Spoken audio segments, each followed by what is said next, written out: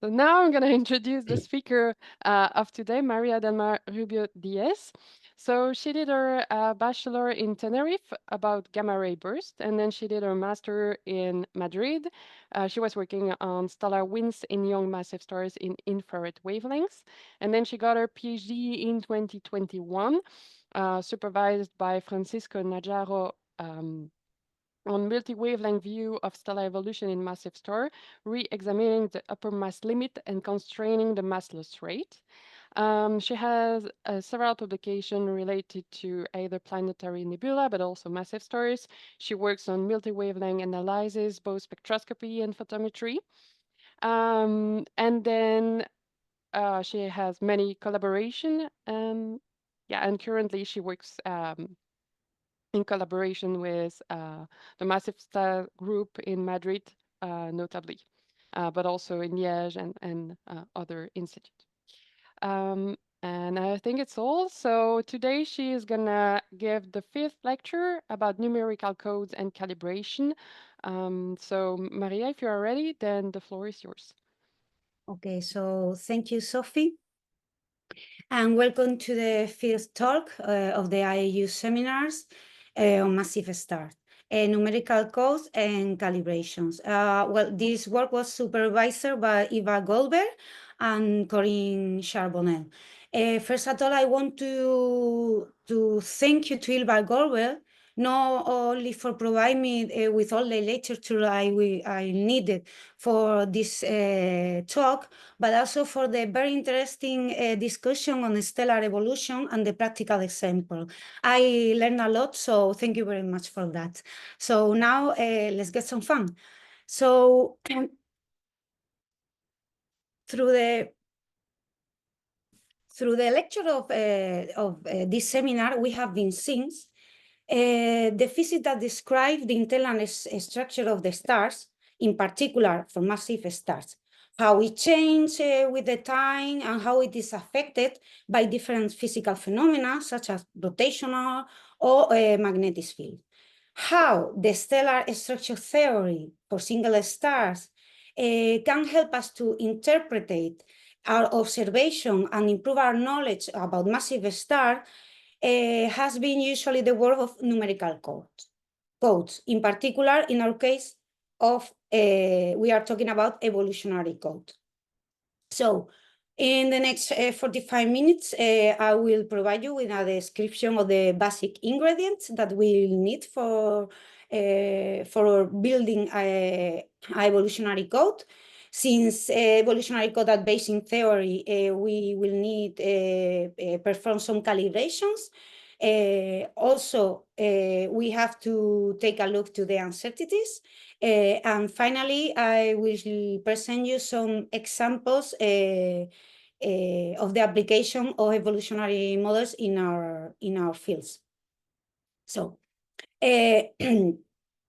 to start the description of to build a numerical evolutionary code, the first is to describe the basic assumption for the standard theory. We already know that a star can be considered as a body gas that is bound by self-gravity, which is balanced by gas pressure. Also, it has a spherical symmetry.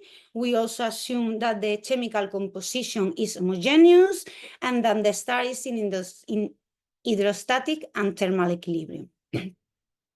Regarding to the physics assumption for the stellar evolution model, well, we know that the massive star loves to be in companion, but for our purpose, we assume that the massive stars never interact with the neighborhood, so they have an isolated evolution, and also that we can describe the evolution of the stars as a sequence of hydrostatic equilibrium states. So when we have the basic physics assumptions, then we need the stellar structure equation. We already know this equation from lecture 2. They are the mass conservation equation, the hydrostatic equilibrium equation, the energy conversation equation, energy transport, and the chemical composition balance equation. In this system of 5 equations, you can observe, and this is important, that the composition, the chemical composition depends on time, whereas the radius coordinate, the pressure, the luminosity, and the temperature depend on the mass. That means that this system of equations is decoupled. And this fact will be very useful for solving the system equation. We will see later. Now that we have the stellar structure equation for a star, we need to specify the boundary conditions. At the center of the stars, the mass of star, of course, is equal to 0. And then by definition, the radius and the luminosity of the star. At the surface of the stars, the situation is not so simple. We cannot apply directly the zero boundary conditions, because due to the stellar atmospheric massive star, we don't know exactly when photosphere ends. So for these cases, what usually is done is to apply the gray atmosphere approach that tells us that the photosphere ends at an optical depth of 2/3.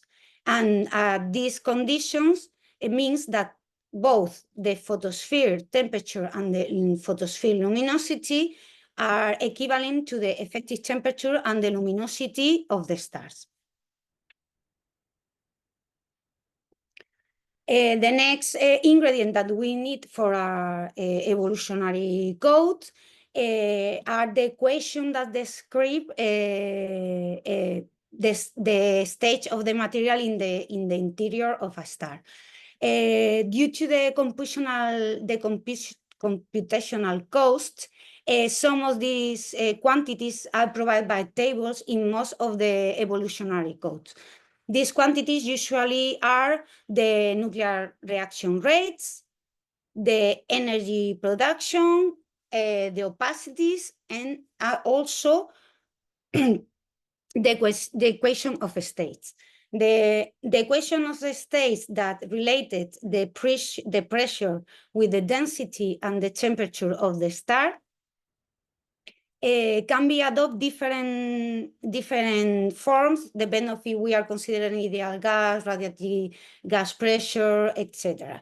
So what usually is done is that since all the quantities depends on the density and the temperature, the opacity and the equation of the states, then you can locate the tables of these quantities in the temperature density space.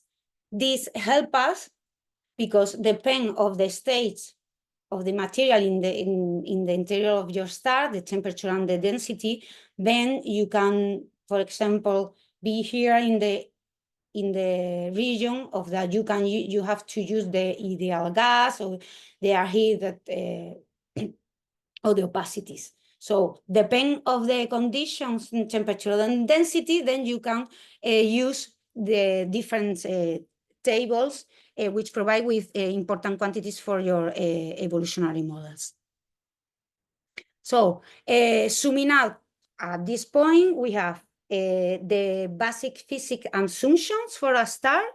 We have the stellar structure equation plus boundary conditions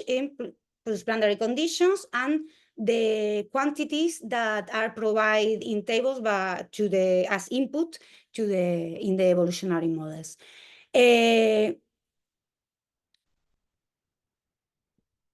Although we have a very consistent system of equation with the boundary conditions, this system is too complex to provide an analytic solution. Therefore, the method to resolve this equation is the numerical technical solution embedded instead of analytical solution. So there are a lot of mathematical methods in the literature, but the most implemented numerical method in evolutionary code is the Henge method, or also known as finite difference. In this approach, the star is divided into a discrete numbers of shell mass, which are not equidistant, and each of these cells can be characterized by the mass, the temperature, the luminosity, and the pressure at the center of the shell of the mass. The advantage of this method is that it is possible to find the value at the center of a shell mass by replacing the spatial derivatives by difference equations between the adjacent shells. Mean you have the hydrostatic equation, for example, and then this equation can be substituted by the equations of the two adjacent cells. So you can this for all the shell of mass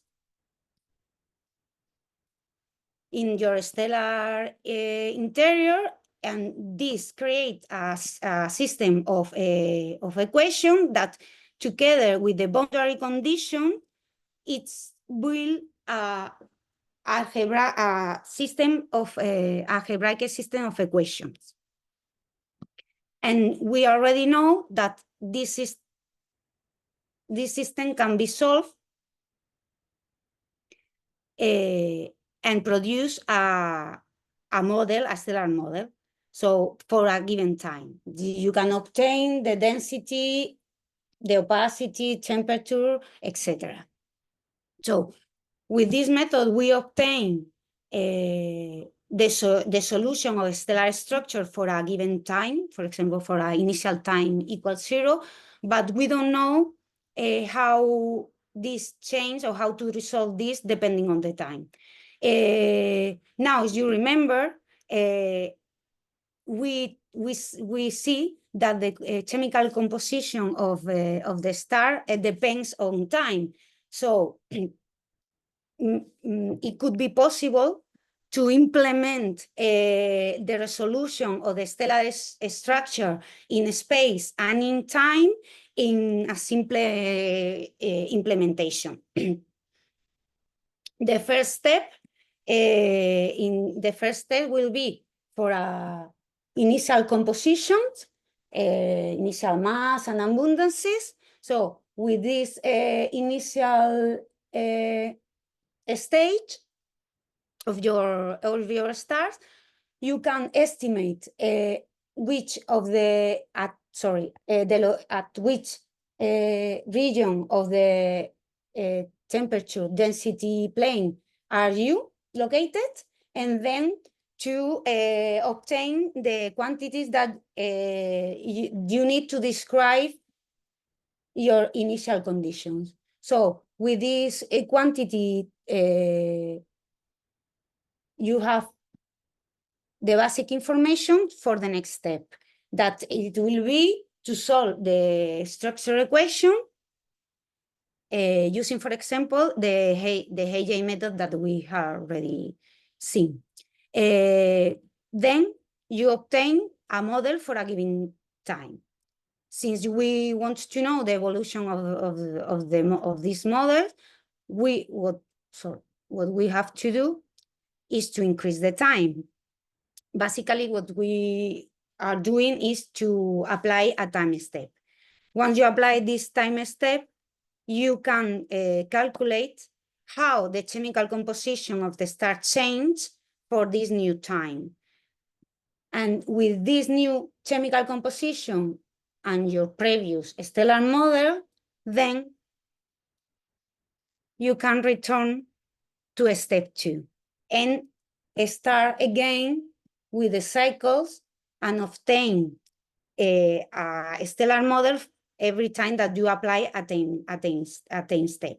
So this could be infinite until you say to stop. That it will be, for example, at the end of the main sequence or at the very beginning of the carbon core burning or pre-supernova stage.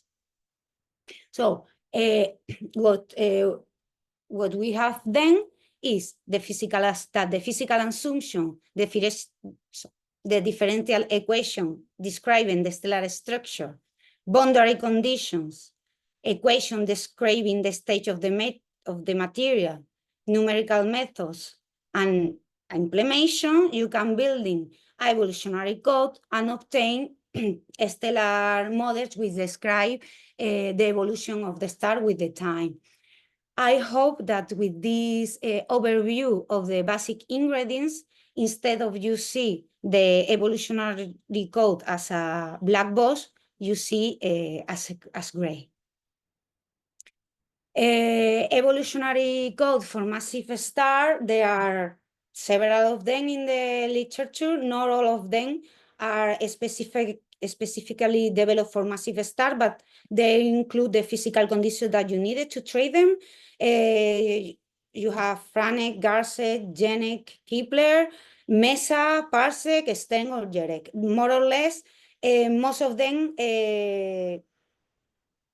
include the same treatment for the physics of the intellectual structures as the Schwarzschild criterion, overshooting, they use also Maslow's receipt, etc. The outputs of the evolutionary codes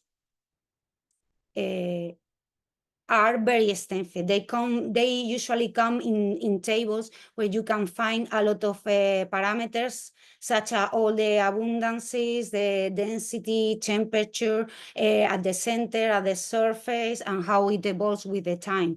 So you can represent, for example, from the output from the stellar evolution code, the temperature density plane energy rates in this case, when you can also see the where different elements start to burn in the star and the release energy. You can also obtain, for example, the evolutionary track of the star, how it's evolved in the HR diagram, in luminosity and in temperature, and also the outputs for stellar evolutionary codes provide you with the stellar parameters and how it evolves depending on the model of the stars.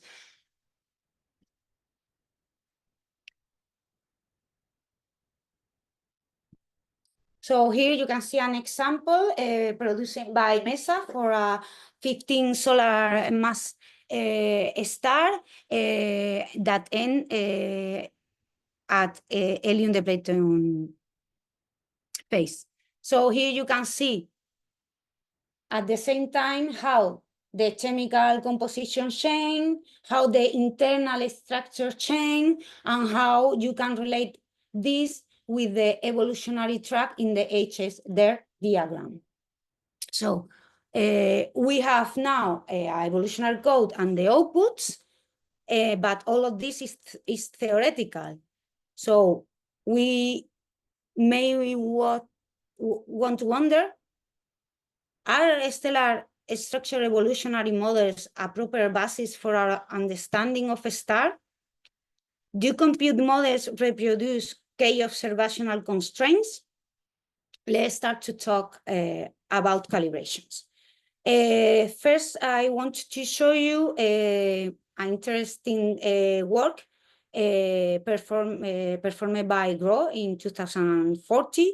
The aim of this work was to identify a star evolutionary stage, a stellar type, and luminosity class with a structural evolution. To do that, they compute Geneva models, and with the outputs and abundances and all the information from these models, they compute CAMG stellar atmosphere models. So when you compare the evolutionary tracks, the different evolutionary track with internal structure, you can identify, for example, age of the phase with the chemical element, which is burning, and the spectral type, the age of the phases, and also you can identify with the internal structure. And moreover, for each of this model, you can identify the spectra, in this case for optical, near UV, if the star is in the mean sequence, is a supergiant, a Wolf-Rayet jet, and how it looks their spectrum. However, although we know that we can identify the stellar structure evolution with the observation, with classical observation, we don't know how well they are represented. So when you compute evolutionary models, or you use an evolutionary code, you need to calibrate the outputs. There are a lot of calibration that you can perform.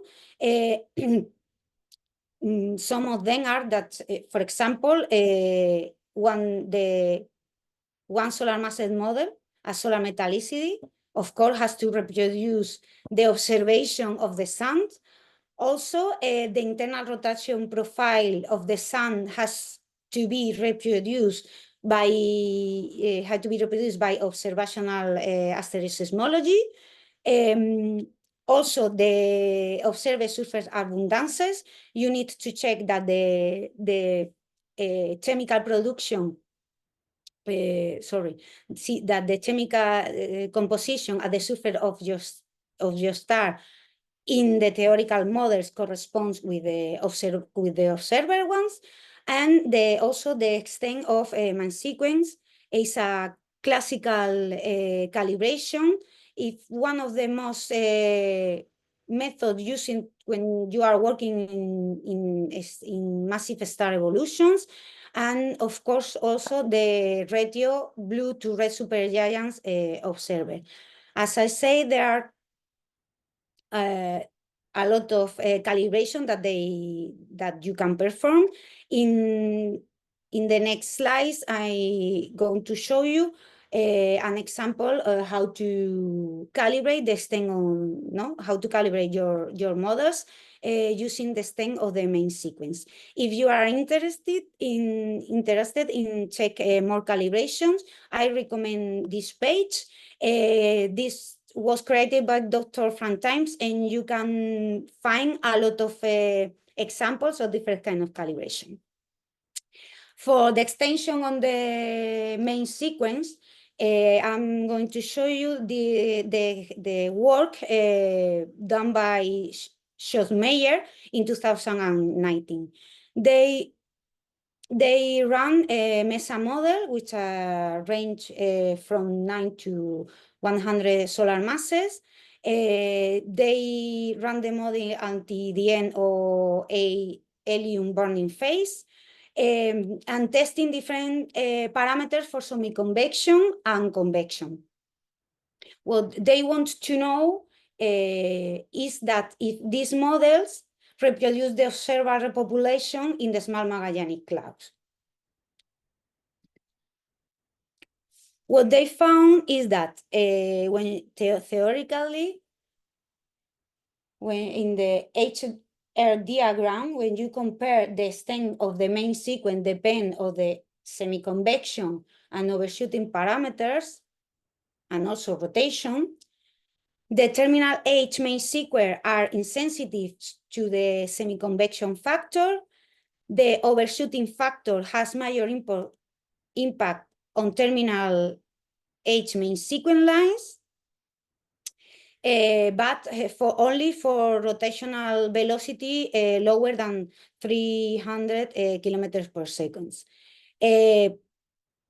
Also, they observed that the more massive the star, the larger the effect of the overshooting factor in the extent of the main sequence. This can be here clear, where as soon as you increase in mass, the effect of the is higher. When they took and when they compare these theoretical results with observational constraints, such as the number of red and blue supergiant, what they found is that the only unlimited range of combinations is compatible with observing constraint. It means that only for this combination of parameters you can reproduce the observation, the observed populated in the Small Magellanic Cloud. Interesting is that Broad found it found a very similar value for the overshooting factor when they perform the same calibration for her models,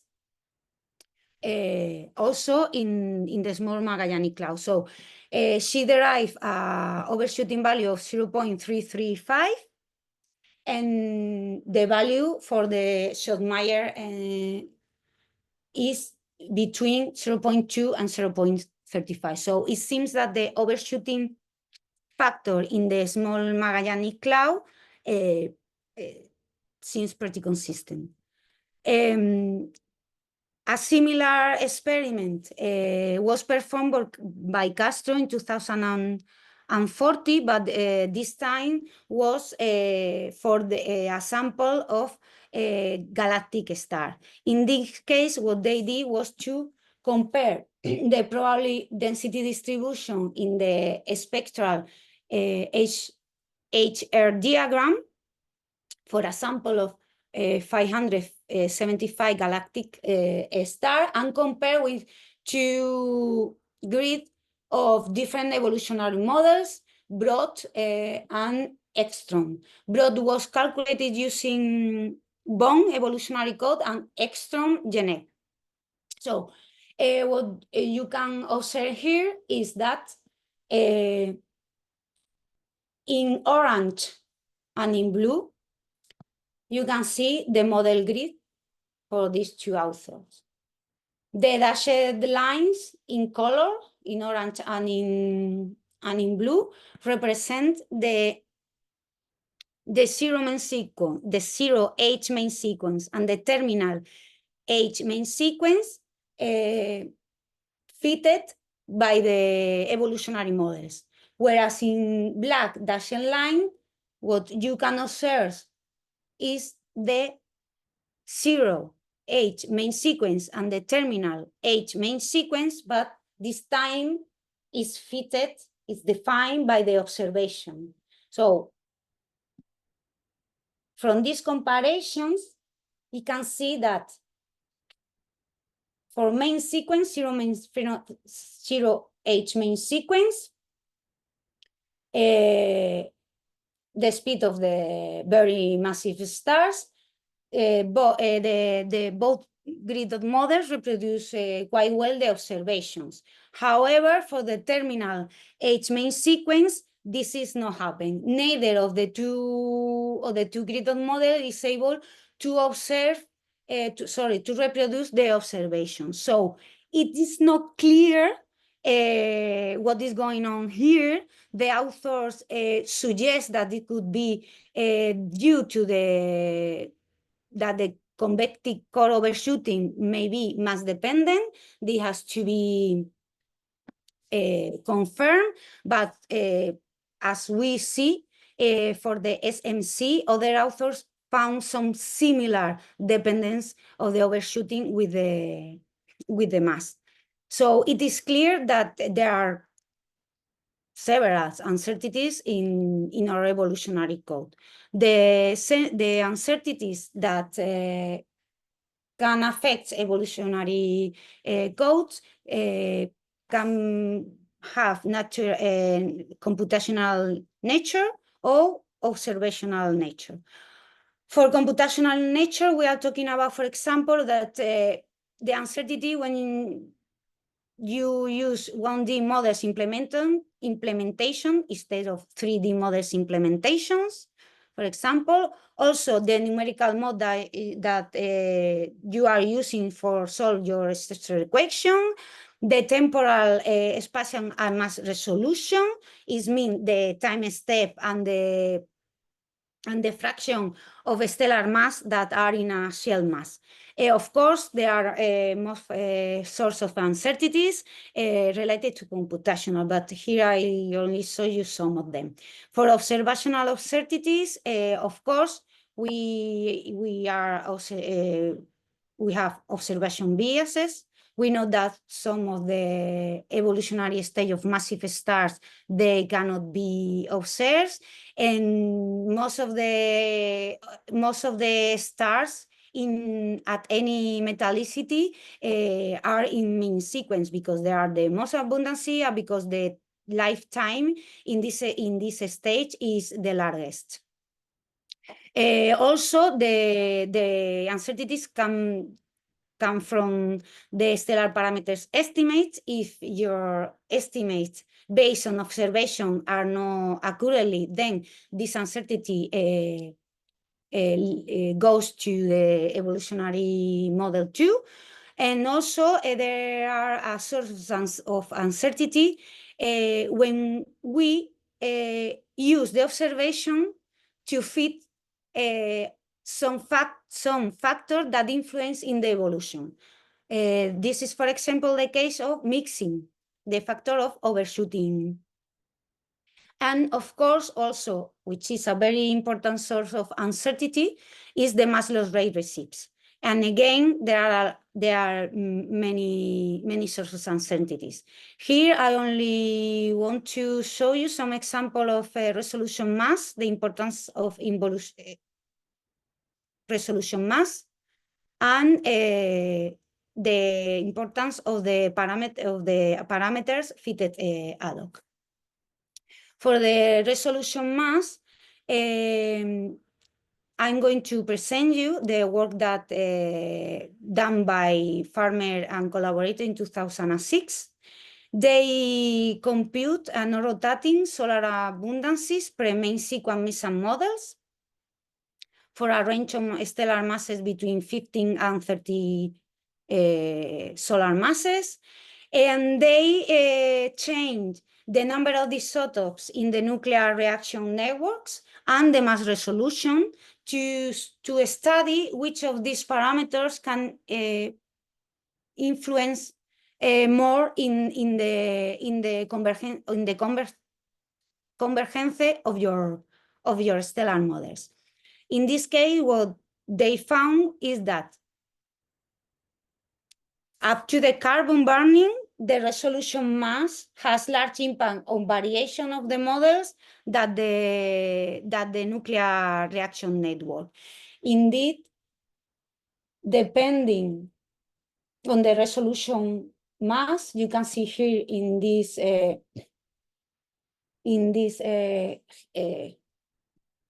Higbenham diagram that depending on this resolution, you can see more stratified or more drastic change in the different regions of the interstellar structure.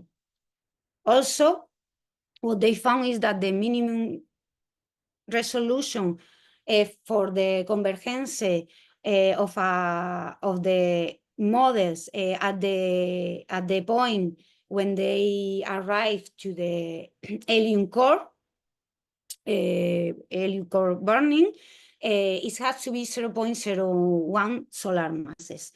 You can see here in the diagram of the fraction of mass of the helium core as function of the time, how depending of the resolution mass,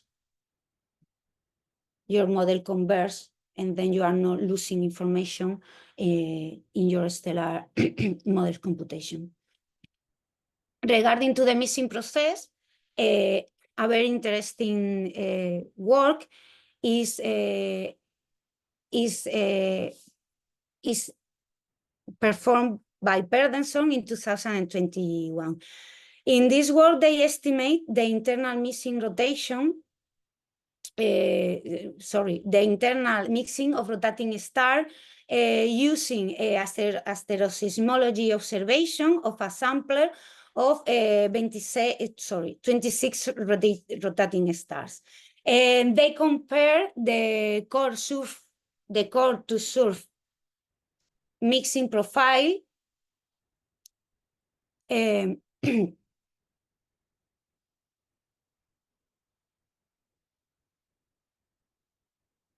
sorry.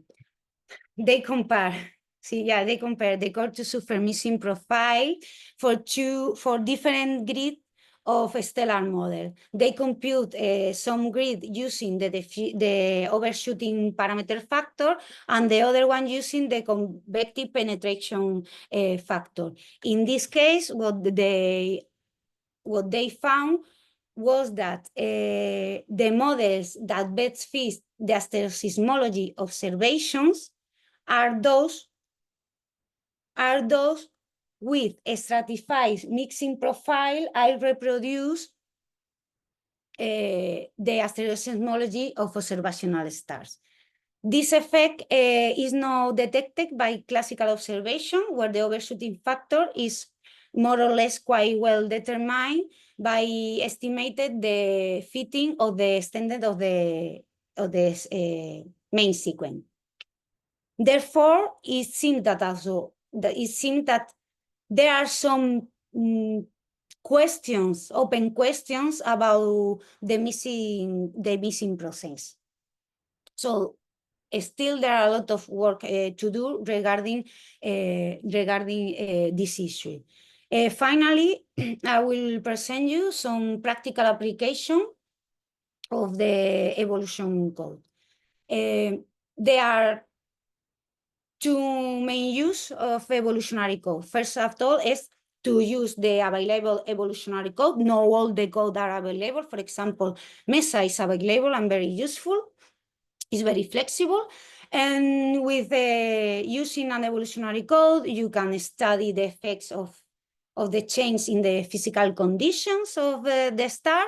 You can also run your own grid of stellar evolution models and study the nature of a specific stellar population.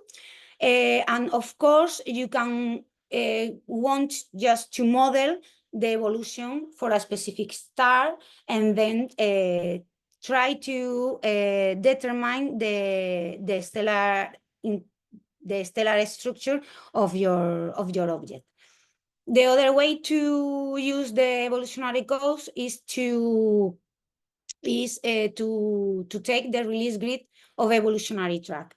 There are different evolutionary tracks available in the literature. This depends on metallicity, initial mass, if they are include rotation or no rotation. So with these evolutionary tracks, for example, you can determine the evolutionary stage of singular stars. Also, you can testing these release tracks against observations. So you can perform your own calibration. And also a classical use of evolutionary tracks is in the stellar population synthesis field as they use as input. One of the example to determine the evolutionary state of singular stars is when you use, for example, a web survey application. Here I'm showing you the BONSAI project, which is the Bone Stellar Astrophysics Interface. It gathered a evolutionary model for different metallicity, for initial masses that range from 3 to 500 solar masses. The rotational velocity also range from from 0 to 600 kilometers per second, and the age from 0 to 100 megayears. In bonsai, they use a statistical method, in particular Bayesian, to provide you the stellar model with the highest probability that represent the observed data for your object. It's quite simple to use.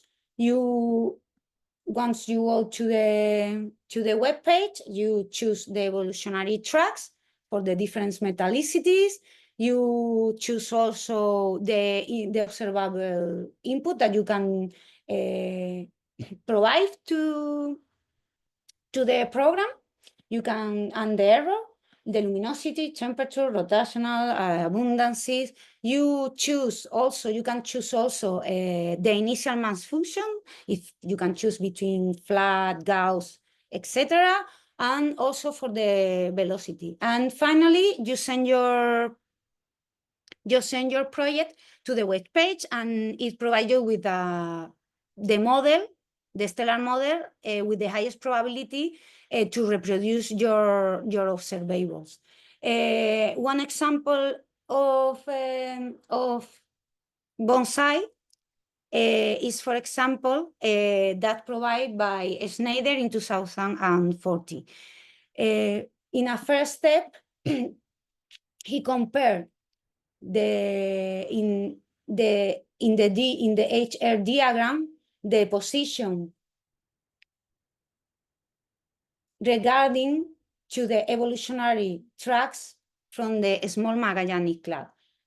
So from the temperature and luminosity and comparing with the evolutionary tracks, a rough estimate of the parameter is that the star can be in 50 solar masses, but with no rotation at all, or 35 solar masses, but with high velocity. For the star B, for example, it only found one possibility, is that the star has an initial mass of 20 solar masses and is a fast rotator. However, when you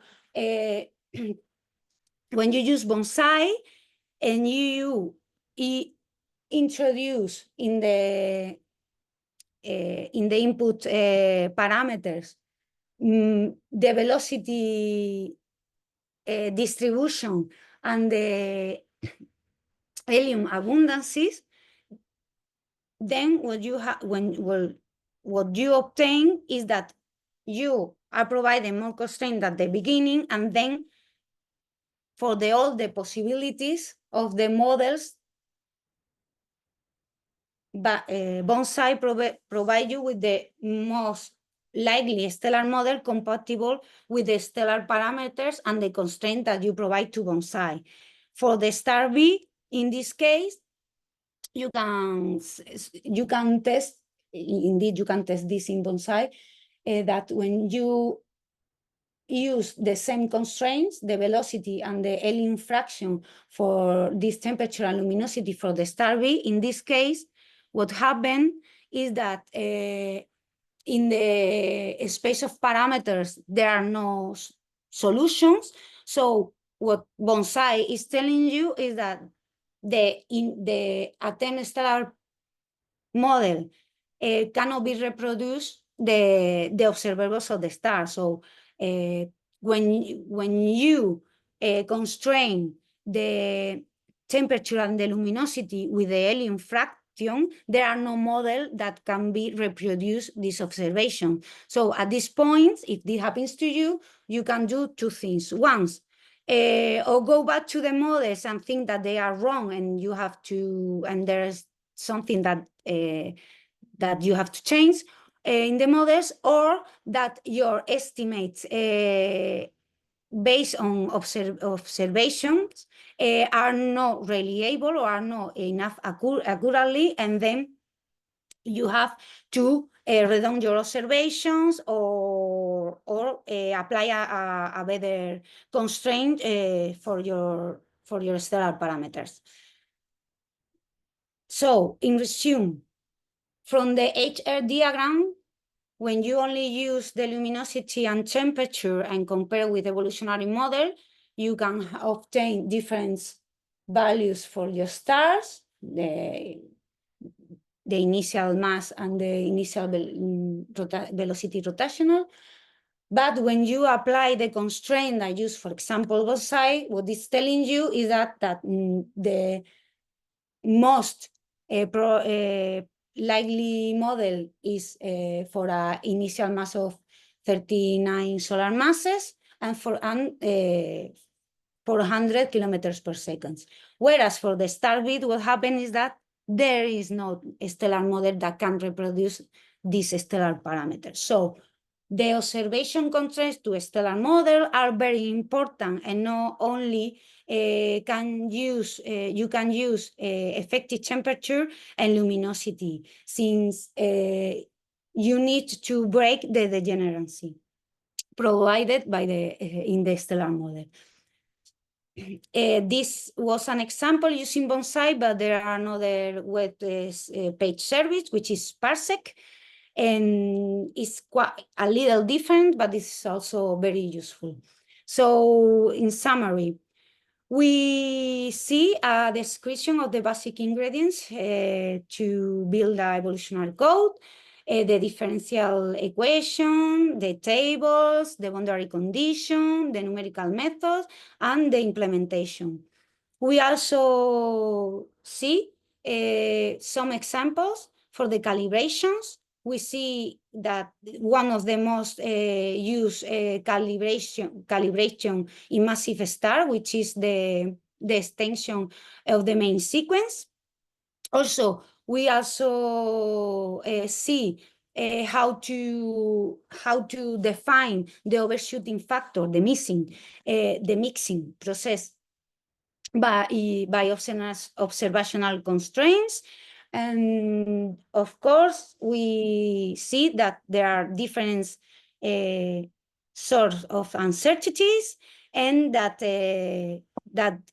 you can apply the outputs of evolutionary code, for example, to obtain the stellar stage of a particular star using web service like Bonsai or Parsec. So, of course, don't forget that from this kind of application, we obtain that we need to apply observational constraint when we use evolutionary model code. Thank you for your attention. Thank you very much for this very good overview and very nice talk. Do we have questions in the audience?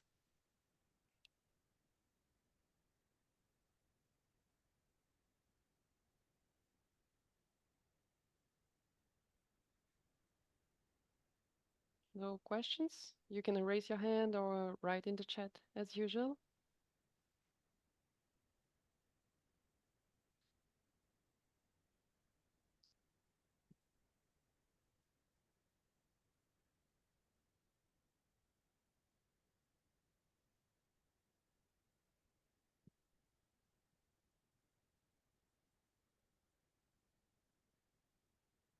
There are no questions?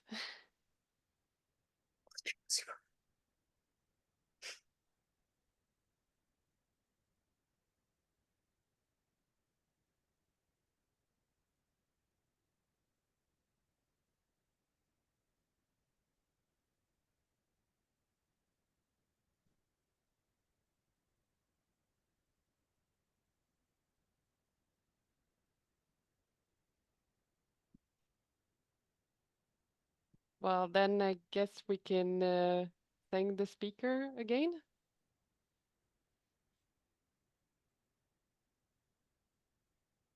Hear me, Sophie? Yes? Who is speaking? Yeah, but I didn't hear you. What did you say? Sorry. Well, I just said that if we have no question, then we can thank the speaker again. We have Okay, some so thanks in the chat, but no questions. Okay, so then let me remind you that we're gonna send you an email next week, and we would like okay. your answer for the poll for what you thought about the first series of talk, but also some information about the next series that will start in April. And that's it. Thank you very much for your participation.